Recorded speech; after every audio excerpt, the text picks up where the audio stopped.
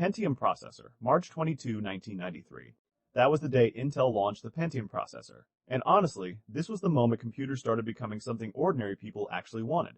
Before Pentium, Intel's processors were mostly known by numbers. There was the 286, the 386, and the 486. Those names made perfect sense to engineers. Regular consumers? Not so much. Intel needed something memorable, something people could recognize on a store shelf, something that sounded like progress. That's how Pentium was born. The name came from the Greek word for 5, representing Intel's 5th generation processor architecture. The first Pentium processors ran at 60 MHz and 66 MHz. Today, your smartwatch probably has more processing power, but back then, those speeds were impressive.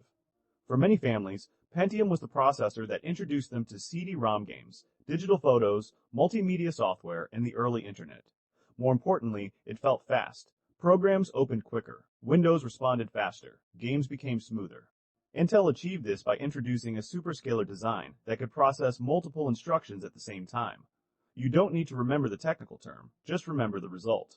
Computers stopped feeling like they were thinking about every request before doing it. As the years passed, Intel pushed Pentium further and further. Clock speeds climbed, performance improved, sales exploded. For a while, there was one simple rule everyone believed: more megahertz equals a faster computer, and that belief would shape the next decade of processor development. Software was becoming more demanding, games looked better, operating systems were becoming more complex, the internet was growing faster every month. Intel needed more performance. So on May 7, 1997, the company introduced the Pentium II processor. At first glance, it looked strange. Instead of the familiar square processor package, Pentium II arrived inside a cartridge-like module called Slot 1. It looked more like a video game cartridge than a processor. But inside, Intel had combined the powerful P6 architecture with new multimedia technologies. One of the biggest additions was MMX technology.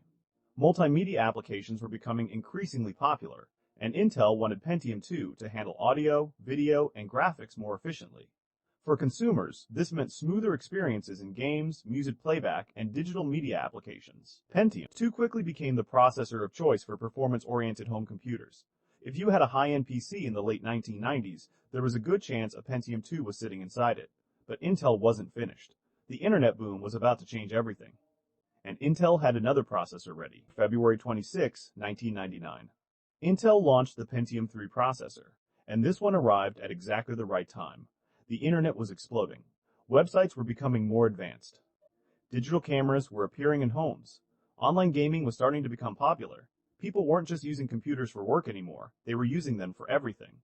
Intel designed Pentium III with this changing world in mind. One of its biggest improvements was the introduction of streaming SIMD extensions, commonly known as SSE. Now, don't worry about the acronym. What matters is what it did. It improved performance for graphics, video editing, internet applications, and multimedia workloads. Pentium III quickly earned a reputation for stability, efficiency, and strong performance. Even today, many enthusiasts remember it as one of Intel's most balanced processor generations.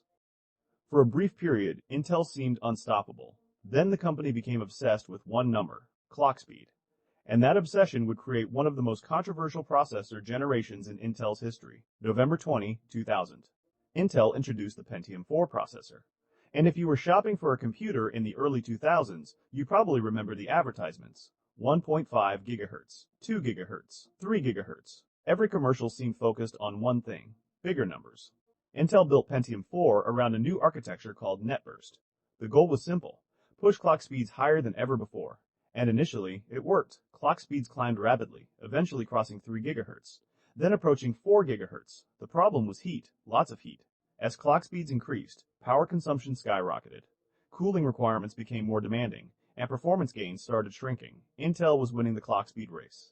But the race itself was becoming a problem. The company needed a new strategy. And that strategy would eventually change Intel forever. Celeron processor. While Intel was busy selling Pentium processors to mainstream users, there was another problem to solve. Not everyone could afford a Pentium. Schools needed affordable computers. Families wanted a second PC without spending a fortune. Small businesses needed basic office machines. Intel's answer arrived on April 15, 1998. It was called Celeron. Think of Celeron as Intel's budget-friendly processor. The company took technology from its mainstream processors and trimmed certain features, especially cache memory, to reduce costs. On paper, Celeron looked weaker, and honestly, it was. If you compared it directly to a Pentium, the performance difference was noticeable. But that wasn't really the point. Celeron wasn't designed for gamers. It wasn't designed for video editors. It was designed for people who simply needed a computer that worked. Word processing, email, school assignments, basic internet browsing. For millions of users, Celeron did exactly what it needed to do. As years passed, Intel continued updating the Celeron lineup with newer architectures, and even today, the Celeron name remains associated with affordable computing. It may never have been glamorous, but it introduced countless people to their first computer. Interestingly, 1998 wasn't only important because of Celeron. That same year, Intel launched something completely different, something built for people who needed maximum performance instead of minimum cost. That processor was Xeon. Released on June 29, 1998, Xeon targeted servers and professional workstations. This wasn't a processor for checking email. This was a processor for running businesses, banks, universities, government agencies, large corporations, internet companies. Xeon processors offered larger cache sizes, support for multiple processors in a single system, advanced reliability features, and enterprise-grade stability. While home users rarely bought Xeon systems, most people interacted with Xeon-powered machines every day without realizing it. Every website visit, every cloud application, every streamed video, every online purchase. Behind the scenes, there was a good chance a Xeon processor was helping make it happen. And while Xeon continued powering servers, Intel faced another challenge in the consumer market. The Pentium IV era had shown that chasing clock speed alone wasn't sustainable. A completely new direction was needed. Intel Core Processor, July 27, 2006. This was one of the most important days in Intel's history, because this was the moment Intel effectively admitted something. The clock speed race had failed. For years, the industry believed faster clock speeds automatically meant better performance. But Pentium IV proved there were limits. Higher frequencies generated more heat, consumed more electricity, and delivered diminishing returns. Intel needed a smarter processor, not just a faster one. That processor became Intel Core.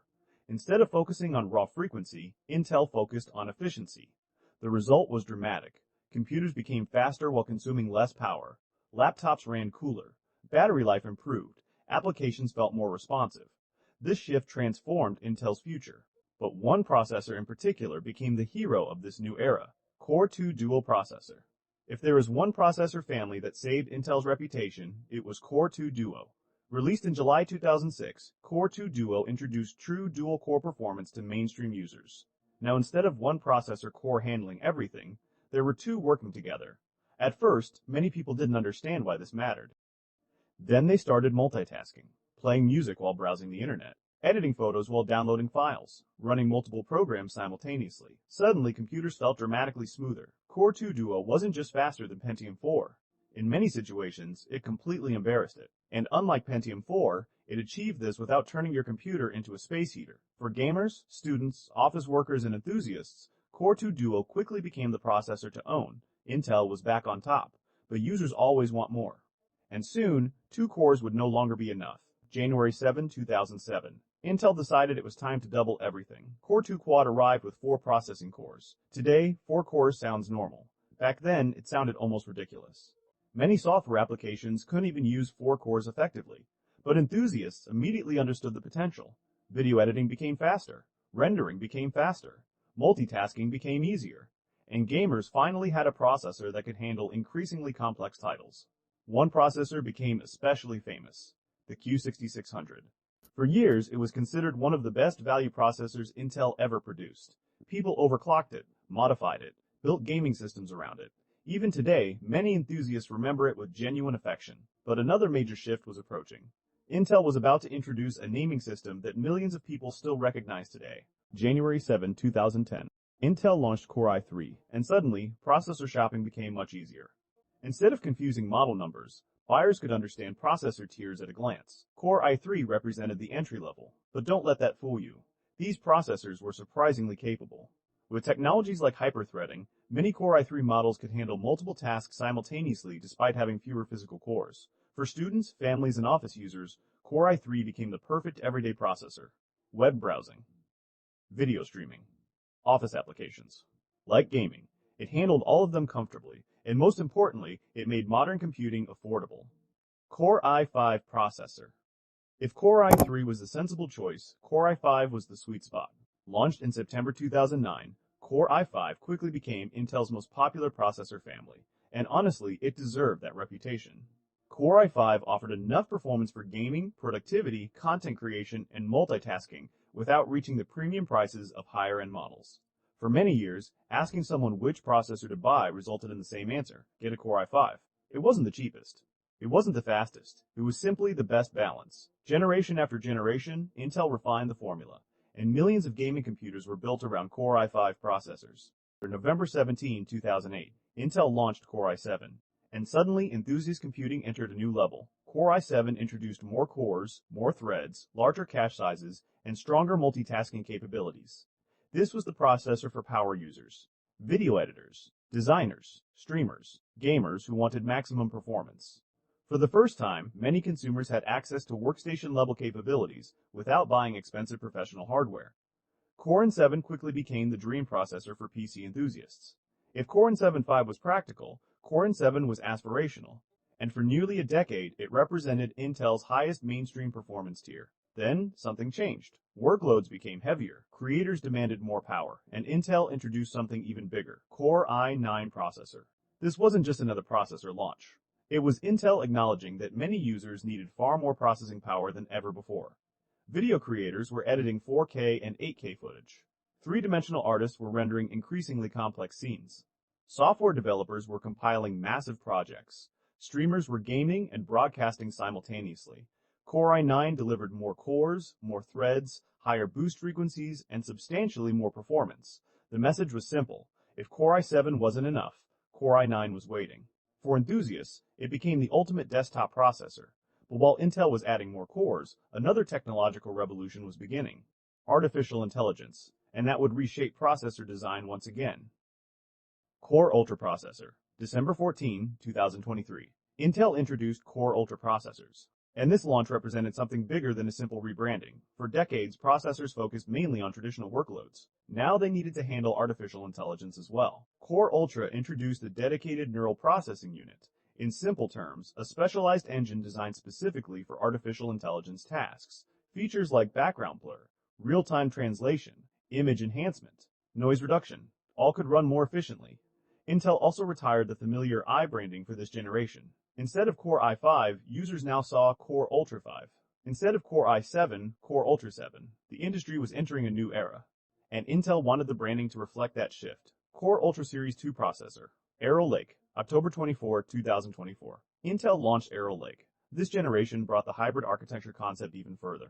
Performance cores handled demanding tasks. Efficiency cores handled background workloads. Thread Director intelligently assigned tasks to the appropriate cores. The result was better efficiency and stronger overall performance. Artificial intelligence capabilities also improved significantly. Dedicated hardware accelerated many emerging AI workloads. For gamers, creators, and professionals, Arrow Lake represented another step toward the future of computing. But Intel was already preparing something even more ambitious: Core Ultra Series 3 processor, Panther Lake, January 2026. Intel unveiled Panther Lake. And this launch wasn't only about performance, it was about manufacturing leadership. Panther Lake introduced Intel 18A technology, one of the company's most advanced manufacturing processes ever. It also featured ribbon FET transistors and power via backside power delivery. Those names sound incredibly technical. Here's what they mean: better efficiency, higher performance, improved scalability, and greater potential for future generations. Panther Lake represents Intel's vision for the next decade: artificial intelligence acceleration, advanced graphics, efficient power management, and cutting-edge manufacturing. Everything coming together in a single platform. Conclusion: think about how far we've come. In 1993, the original Pentium processor ran at 60 MHz. Today, processors contain billions of transistors, multiple processing cores, dedicated artificial intelligence engines, advanced graphics processors, and performance levels that engineers from the 1990s could barely imagine. Pentium made computers mainstream. Celeron made them affordable. Xeon powered the internet. Core reinvented performance. Core 2 Duo and Core 2 Quad introduced multi-core computing. Core i3, Core i5, Core i7, and Core i9 defined an entire generation of personal computers. And now Core Ultra processors are helping shape the age of artificial intelligence. The names changed, the technologies evolved, but the goal remained the same: make computers faster, smarter, and more capable than the generation before. And if history has taught us anything, Intel's next chapter is probably already being built right now.